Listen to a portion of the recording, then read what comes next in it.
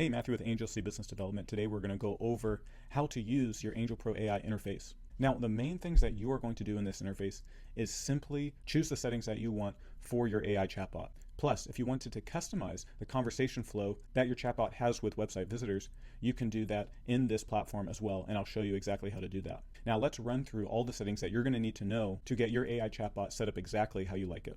Now, first, you'll have the dashboard. This is the dashboard page, and this will show you all of your chatbots. If you only have one chatbot, only one's going to show up. But if you haven't created the chatbot, you're going to have to press this button, Create New, and then name the chatbot, and then it will be created.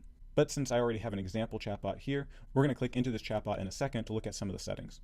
But first, I want to go over what these three tabs are here. From the dashboard, you have the Responses tab, and the Responses tab shows the responses from all of your chatbots. If you have multiple chatbots, it will show you how visitors are interacting with your chatbot.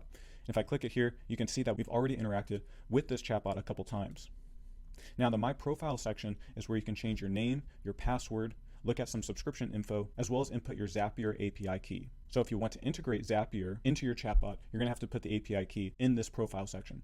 But don't worry, we can do all this for you. If you need us to, we can build out everything for you. Just contact us. And depending on what tier you got, that may be included in the customizations that you bought. But if it's not included in the customizations, don't worry, we can still build it out for you, and we'll attach any customization expenses to your setup fee. Now let's actually look at some of the chatbot settings.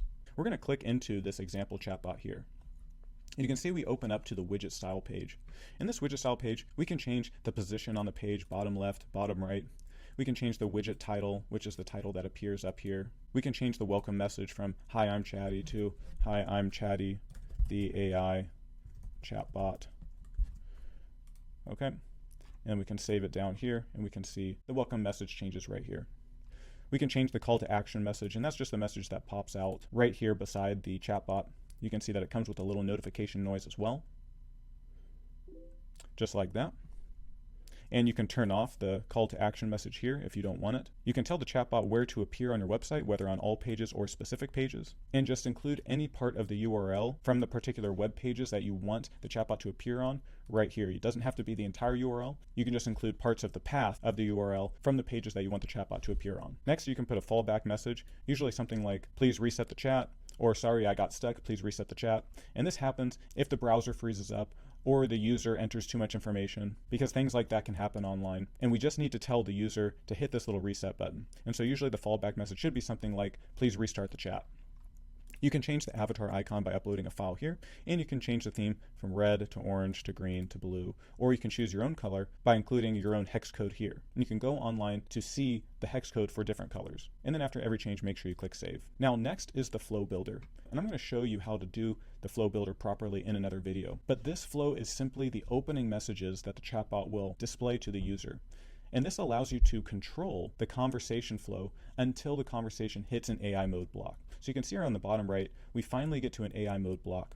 And this is typically the place where the user wants to ask an open-ended question. And we use the training of your chatbot to provide specific and concise answers to the visitor, ones that weren't answered in this flow. But until that point, you can use this flow to address any commonly asked questions, to pre-qualify your visitors, to direct them to different pages on your website, like a contact us page, or specific pages that you know can answer the most commonly asked questions by visitors, as well as directing them to a scheduled booking link. There's a lot more you can do in this conversation flow, and I'll show you how to use this, as well as some best practices in another video. But as means of introduction, on the left, you can see all the different things that we can program into our flow. We can put standard messages, we can ask questions, and these questions actually save the responses in our system, and we can send them to you in a Google Sheet, in an email, or in your CRM. We can ask for the email. We can create multiple choice blocks, which have branches like you see right here in front of you. And these new options are the choices for the multiple choice blocks. And then we can continue the conversation with questions and messages below. Again, we have that AI mode, and you can put different AI modes for different branches. For example, if you're a real estate agent, you can have a different AI mode for each branch that maybe represents different locations of the properties that you're trying to sell. Each AI mode can be trained on a different property. Again, if you own restaurants, you can do this for different locations of your restaurants as well. You can also include images and videos in the conversation flow. You can loop back to different parts of the conversation so that you don't have to keep recreating the same parts of the flow in different branches. You can simply loop back to a block and pick up the conversation from there. You can also redirect users to different places on your website, and then you can save the user data. And we usually recommend putting a save data block right after you collect their name, their email, and the contact information. Again, we'll go more in depth on how to use this in a later video. And make sure you always save the flow flow when you're done. We recommend saving the flow frequently because anything can happen online, and we don't want you to put a lot of work into this workflow and then it not be able to save. We're going to return back to the bot menu and now go to settings. And most of these settings you're not going to have to worry about. We'll implement most of these for you, but you're going to want to put all the domains from the websites that you're going to want to put your chatbot on right here. And you just have to put the root domain and any subdomains. This is what we call a domain whitelist, and this will allow the chatbot to show up on those domains. So if you have example.com, you're going to put example.com, and then comma, if you also have www.example.com, you're also going to want to do that here as well. Now you don't have to do www.example.com/blogs. You don't have to do pathways, as long as you have the root domain and any subdomains like www, it's going to cover all of those pathways. But if you have other subdomains like blog.example.com, then you have to include that here too. And then after any change that you make to the settings, make sure you go back down here and save. Now you can choose to save the responses or not. We recommend keeping this unchecked. You can either show the notifications badge or not. If you want to integrate MailChimp or Klaviyo, you can put your API keys here.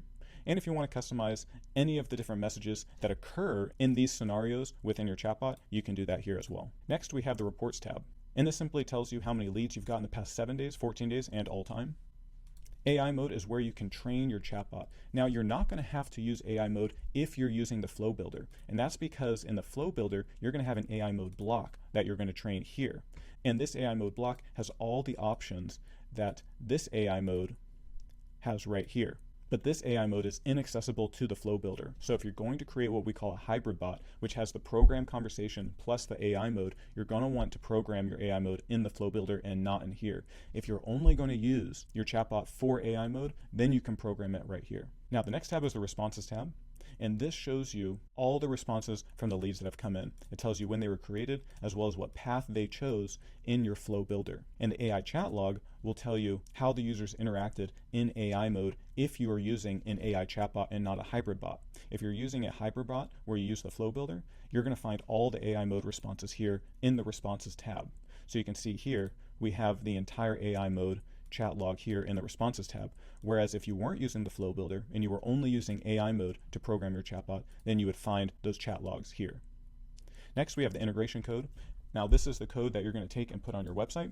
This universal integration code works with most websites, but if you have a no-code builder website, such as Nimbus CRM, Wix, or Go High Level, then you can put this code in there. And if you want to put your chatbot inside your website embedded on a particular location on a web page, then you're going to use the inline embeddable bot code here. And make sure you also include this snippet of code either before or after your inline embeddable bot code. You don't need this little snippet of code for this integration code or this integration code. And here you can configure the inline embeddable bot width and height. So that is the overview of AngelPro.AI. There's really only a couple settings that you need to know. And after you build your chatbot, you're really only going to need to come in here to update your chatbot every now and then. If you want to add more to your training, you can come back in here and do that whenever you want. If you want to change the conversation flow, you can come back in here and modify that. If you want to add more integrations like Zapier or Make.com, you can build those integrations in here as well. And again, if you ever have any questions or you want us to build any of the customizations, feel free to reach out to us and we'll be more than happy to build those integrations for you. So thanks for watching, and I'll see you in the next video.